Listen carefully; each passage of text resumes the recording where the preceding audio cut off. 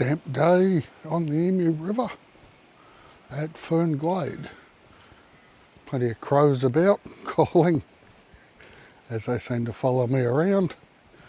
We'll go and have a look, see if we can spot some birds and maybe even the elusive platypus into the Gondwanaland Forest up there, but beforehand we'll go out and have a look from the end here into the river.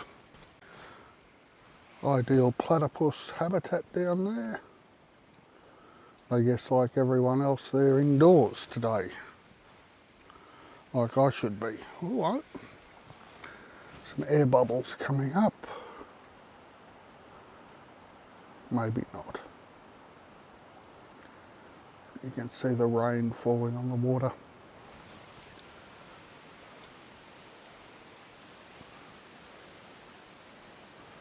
River's fairly slow moving in these parts. A bit faster further up where it narrows. Back onto the track. And off we go. Into what perhaps Gondwanaland would have felt like in some parts at some times, with the magnificent tree ferns.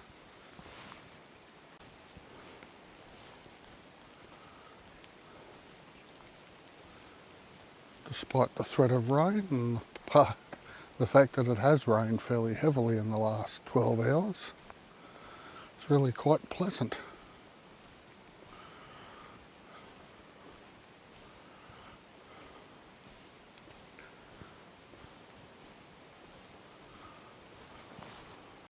It's after lunch today, so it's unlikely we'll spot any wallabies, but you just never know.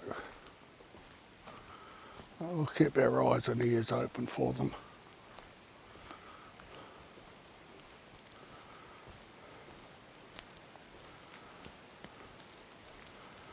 And you can see through there that the grass is well and truly trimmed by wallaby grazing. Bit more light in here now as the tree ferns open up.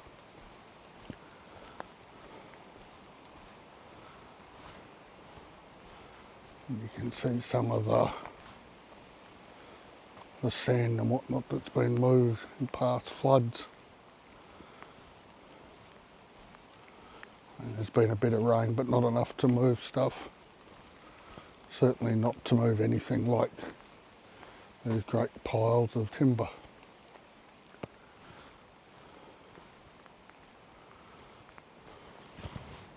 It was indeed quite a flood that moved a lot of this stuff. Took out a bridge at Somerset, a few miles to the west. A bit of a handrail here because it drops away fairly quick down to the river, as you can see. And probably here with the water running over the edge there.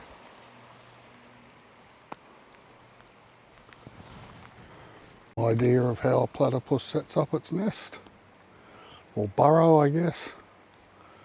And the male has a spur on their back foot, which can be quite painful and toxic, even venomous. Bit of a view into the emu. Quite a magnificent little spot here. You can see the flood waste over there and to the right, and the pathway through the middle for the river. It continues along the bank, up nice and high as you can see. We'll drop down there to the river. If you've got a motorised wheelchair, I don't think you'd have too much trouble along here. If it's manual, you might need someone to give you a hand up the steeper bits. But otherwise, it's reasonably level.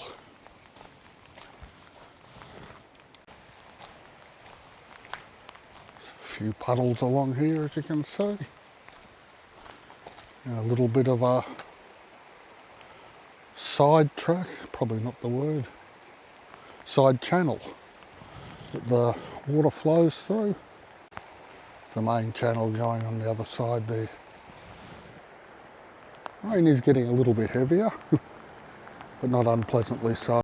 View across to the far side where the main channel is, and you've got the shorter side one here.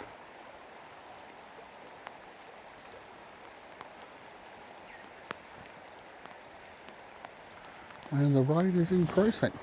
Heading back towards the start, have another look at our favourite platypus sighting spots in the hope that we might get lucky. They're very slow moving in this spot, Emu River. But you can see the tree ferns on the other side and then up to the eucalypts.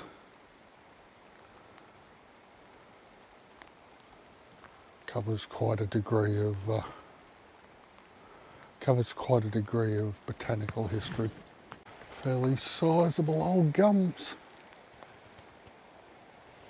with one that's fallen across onto it.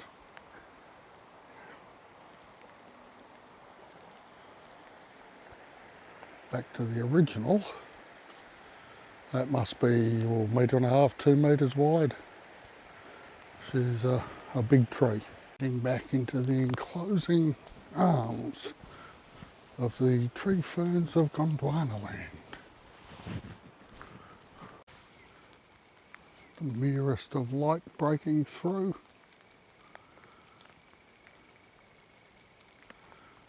Quite an ancient feel about this part of the walk, and so close to town, with ancient